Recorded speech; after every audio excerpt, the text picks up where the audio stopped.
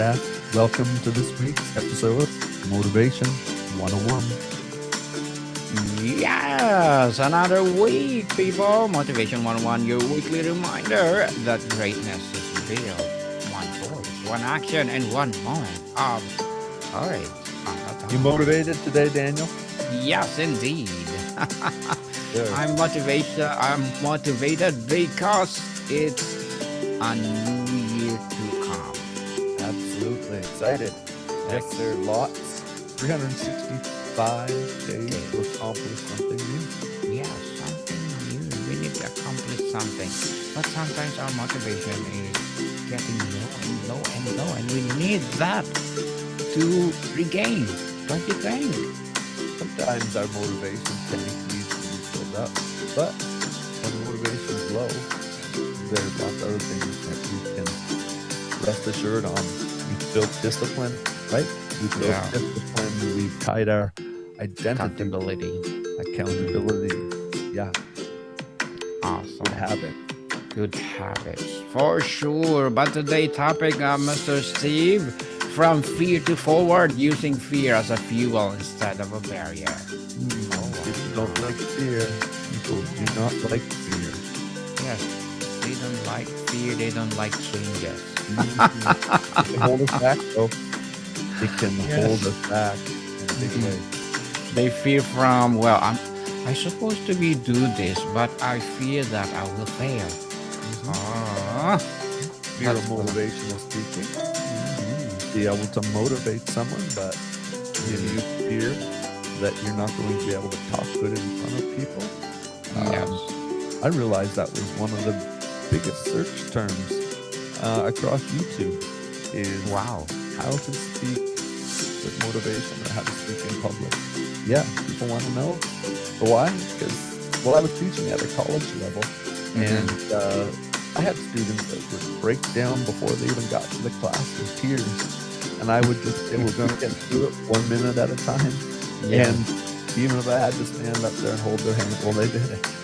Um, college age students, we got through it. And at the end of that year, when it was asked what one of their favorite classes was, the effective communication and motivational speaking was the most dreaded one at the beginning of the year. Turned out to be the favorite class at the end because they moved past the fear and uh, and when they learned that they had a new tool belt, a new tool in their trade belt of being able to speak in front of people, it gave them much more confidence. Yeah, it's a good thing.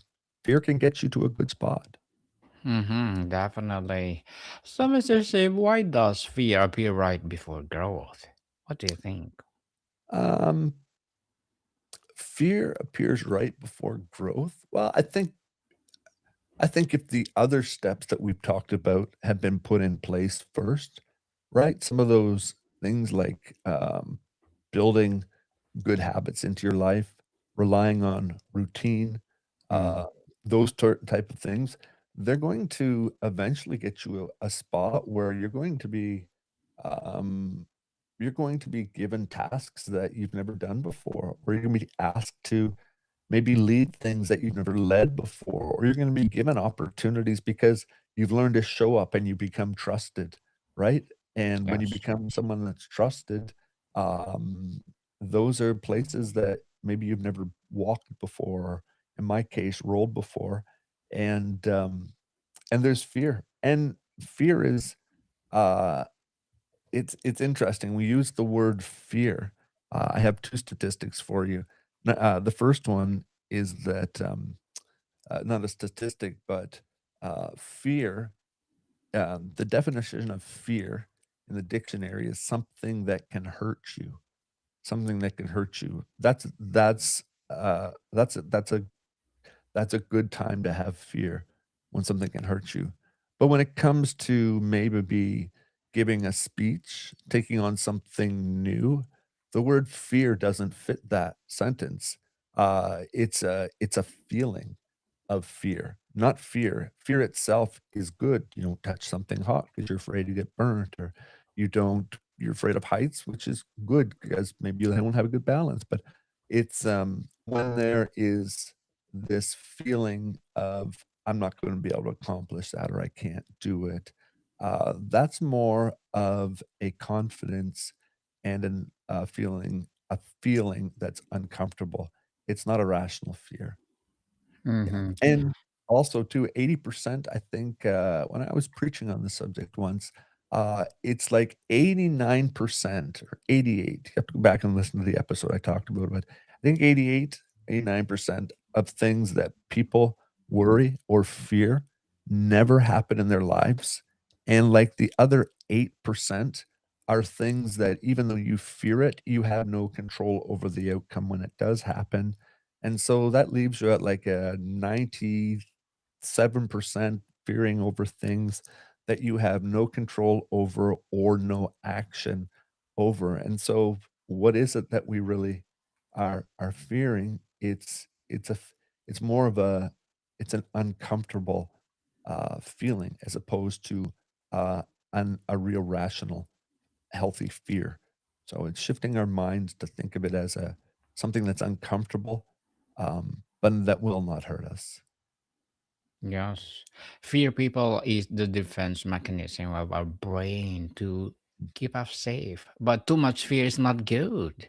Mhm. Uh, Fear appears right before growth because it's a signal as a departure from our familiar and a collapse of old limits. Okay, that's why. Mhm. Oh, that's my limit. Oh, that's why I'm Mhm. feared to speak to everybody because I'm afraid they'll laugh at me when I Mhm. commit mistake.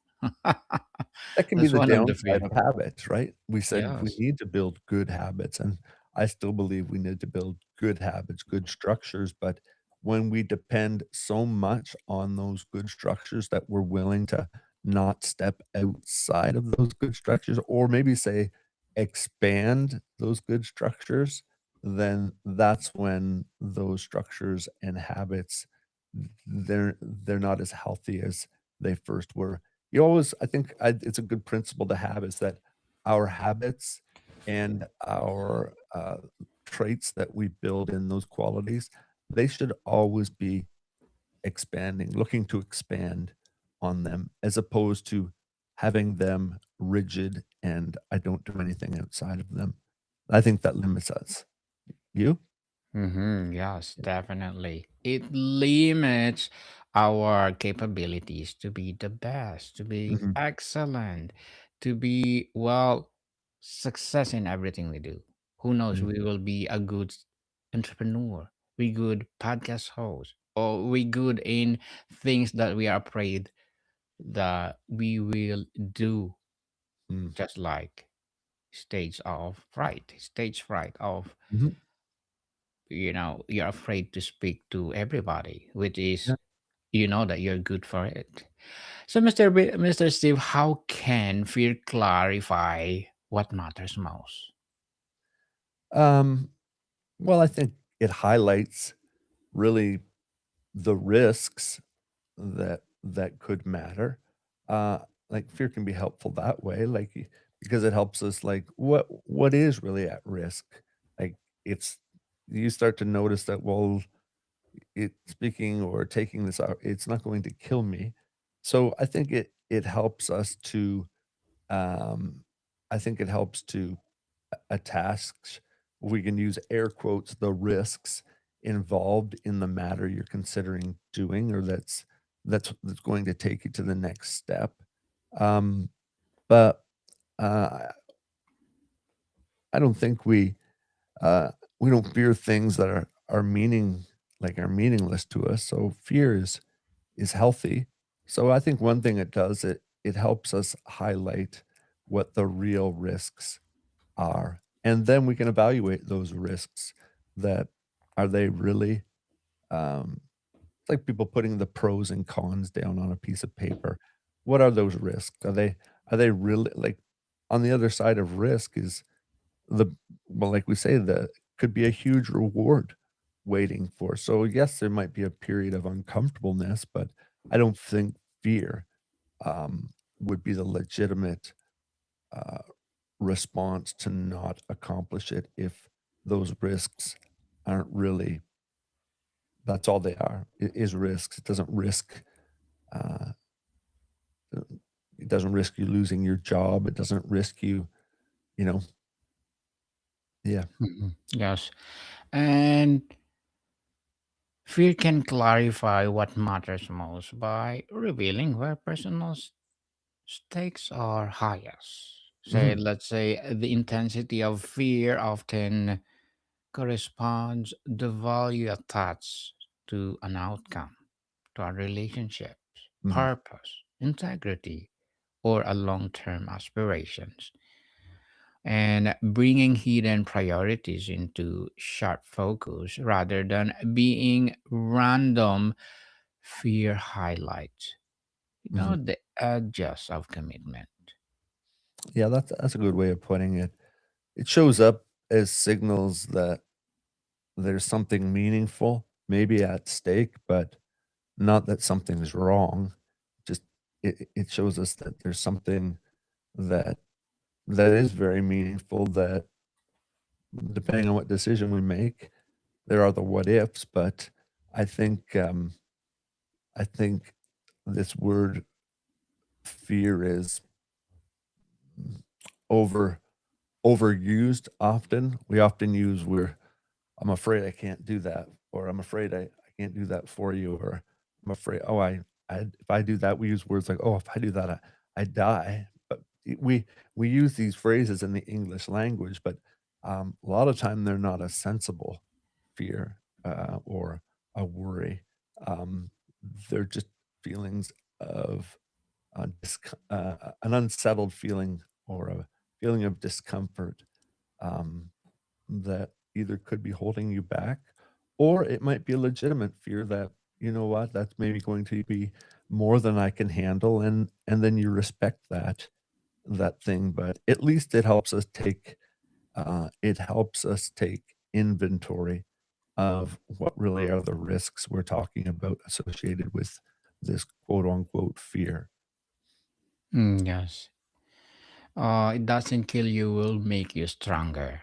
Hmm, People sounds familiar saying. make you stronger for sure. Mm. So, Thursday, what's the difference between caution and avoidance? Um, Caution is, I think I think again, there's people like me that have their foot on the accelerator all the time and they get revved up, um, Mhm. uh, by other people. Like we say, lots of motivation, let's do it. Everyone, let's go. And we're ready to accomplish something. And we throw caution, you've heard the say, throw caution to the wind. Well, I think fear helps us to be cautious. It helps us to evaluate. And a lot of time strong marriages, you'll often find are built on people with 2 extremes. For myself, I'm that one that's on the gas pedal, and my wife is every bit my equal that I love and need because she's that parachute, anchor, and brake that help me make sure that I do take caution into concern. So, I think fear, um I think caution is a good thing, but I think avoidance is a bad thing. Either way, um, uh, to pretend it doesn't exist doesn't improve doesn't help us to the good or the bad. It just avoidance just delays delays the inevitable even longer. Sooner or later, you're going to have to answer that opportunity, either yes or no. But to avoid is not a good is not a good quality to build in. I've never seen avoidance being a good quality trait, but I have seen caution to be a good quality trait. Definitely. And people difference between caution and avoidance lies in intention and outcome. Mhm, Caution is, let's say, a deliberate and informed, and it evaluates risks, mm, gathers information, and proceed with measure action. That's why I mhm, said caution. right? And avoidance is like a contrast, emotionally driven by postpones action and escape discomfort. Even disguising itself as a prudence, while caution protects long term objectives by reducing, let's say, unnecessary exposure to risk. Mhm. Yes, Or we and often say, "Think before we speak," right? That's a term mm, of caution. When we think yes. about it, being cautious about what we say before we know anything about it. Mm-hmm. Um, if more people practiced that, we would have a different world, but, um, yeah, so I think it shows up in a lot of things, um, and so, yeah, caution is good, is just d avoidance is just delayed caution, right? Mm-hmm. Yes. So, Mr. Steve, how do successful people act despite fear? I think some of the most effective people will admit their fears. I think someone that's truly comfortable in their own skin, proud of their work habits, strong in their leadership, are willing to acknowledge moments where they did fear things, they do fear this could be the outcome. I think, even at the highest level of a president or a prime minister, I mean, um, they they must fear certain outcomes in order to in order to make a prudent decision. So, um, I think the word cautious and I think successful people act despite of fear and, in the face of fear. That's what defines people, right? We watch movies because of that, or you get people like, Captain Sully that what of course, what you do in the face of fear, sometimes you're left with no choice but to react, and he landed a plane on the Hudson and saved 100 of plus people's lives. So, successful people don't avoid, they act despite fear. Because we need to remember defining terms again. Uh, Not everyone faces the decisions that at the highest level um, of a president or an airplane pilot that's facing. We faced things that we give the label fear to, and the label fear probably should not be put on it. Cautious, um, being prudent, um, being measured are probably more words that those people that push through these fears, that's probably more in line of how they look at it as opposed to being something that, is to avoid or, to be talked in a negative sense. Yes, successful people act despite fear by Mhm. reframing its information rather than, let's say, instruction. That's great point. Instead of waiting for fear to disappear, they acknowledge the Mhm, presence. I mhm. think, yes. Because That's people it. commit the action aligned with their values and long term goals. Mhm. Yeah, no, you said it in 5 words, what I tried to say in 105 words. So, Yes, that's a good that's at good use least, of your time. yes, at least we do like uh other version, right, Mr. Steve? The other Mhm, version. So let's empower people all over the world through our knowledge and wisdom. We are imparting our knowledge that motivate them when they are in low yeah, motivation. and I think there is.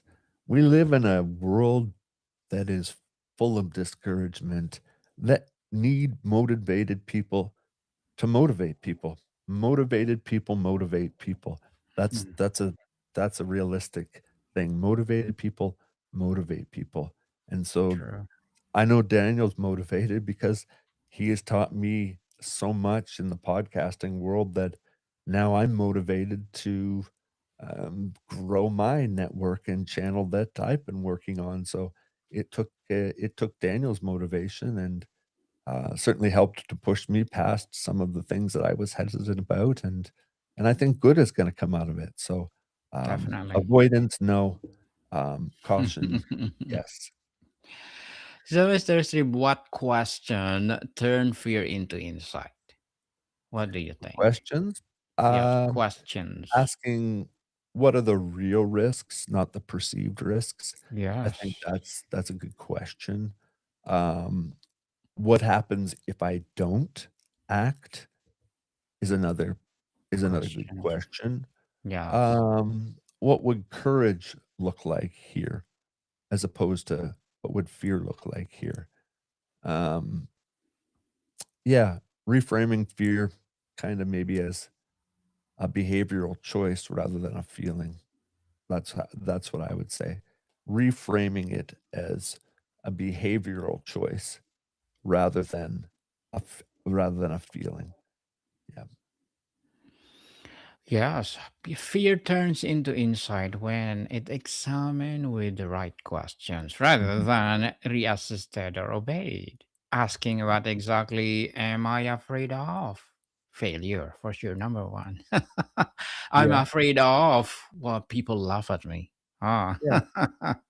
Oh, I'm a, I would yes. hear that often. "Oh, I can't," and I would say, "Well," to the person that was afraid to speak, I'd say, "Would you do it in front of 2 or 3 people?" "Oh, that would be worse." I'd say, "Well, you've just communicated to me for the last 5 minutes about how much you fear Mhm. communicating with people, and you've just done it with me. So, your fear is an irrational fear." So I it's asking those things like, um yeah. What is the real risks? Or what happens if I do follow through with this? Um, and what would courage look like if I did this? And so it's reframing. I think we sound something like I sound like a broken record. Reframing the word because so often in society we have um, given it a negative connotation or a negative meaning, bad habits, fear. No, habits can be good. Fear, when it's acknowledged as an uncomfortable um, feeling or an awareness of something that's uncomfortable, those are okay to admit. Those are okay to work through. Um, but we can't hide behind labels. I think that's a good point to make. Mhm. Yes, definitely. And sometimes people, I'm afraid of Mhm. losing everything. Mm, mhm. But what is the real cause is not acting, people. Refrain fear against long term consequences rather than the short term discomfort. Mm, What you're responsible is like a preparation look like. mm. So, well, grab your intensity and don't be afraid for everything. That's right. What is the saying? There's nothing to fear but fear itself. I think either that's a great poet said that or it's a movie line. It's one of the 2, but not regardless, there's nothing to fear but fear. It's that word fear. Um, what we really need to do on Motivation 101 is make sure people understand that make sure you frame the right definition of what you call fearful because most of the time it's just a feeling of discomfort as opposed to be something that you need to be cautious with. Um, Mr. Steve, to wrap up our discussion for today, how does fear strengthen decision making? I think the more that we work through fear, and I think the more that we embrace the quote unquote word fear and work through it, the more we'll accomplish in life, the more we'll help others, motivate others to do great things. All leaders, all people that lead in categories in life are people that have learned to rightly define fear and work through it in um, in its proper definition, weighing what the real risks are, and then working through them cautiously. Um, that's what turns someone from a follower into a leader, into someone that actually um, inspires others to do great things. So be a motivator, face your fears, don't hide from them, and rightly give it the right terminology before you make a decision to not do anything. Yes, and thank you so much for sharing your knowledge on this going to Mr. Steve. Thank you. Yes, people, fear is not an obstacle to progress, but a threshold that marks its arrival. It appears where growth begins, clarifies what matters most, and sharpens judgment when approached with awareness rather than avoidance. Mm. So, Mr. Steve, to wrap up our discussion, what will be your thought? For me, it is going to be re-evaluating the things that have come my way this past year that I have said no to, or maybe this past week I've said no to reevaluate them in light of them not being something I'm going to hide from, but I'm going to actually realistically name its risks. And when I do that, I think it's going to help me make proper decisions that I need to go back. Or that in the coming year, I'm going to make sure I avoid making the same mistake twice. That's my encouragement to you. Properly label it. Don't get held back by it. And then work through it. Yes, people, please do set aside your fear. Do it. If you have the passion of something else, just do it and share to the world. Nike made a slogan of it. Just do it. Just do it. Yes, that I think that is copyrighted. You're right with that. We gave it Copyrighted. So, would you like to plug in something, Mr. Steve? Well, what isn't copyrighted is Swagability. Swagability is a nonprofit organization my wife and I started to help those that are going through life-altering illness, disability, and trauma, whether are veterans, whether it be a family member you may know of. We look to walk through them, offer free counseling, free coaching, free adaptive equipment, free aid, licensed counseling. We can't do it alone. We need supporters like you to help build a donor base. So visit swagability.com or check us out on YouTube at Swagability Studios. Thanks, Dan. Have a great one. Yes, people, was about Mr. Steve, because if you support him for sure, more and more empowering advocacy like this will rise. So, Mr. Steve, thank you so much for your time. Till next time, my friend. Mordecai, people, see you soon.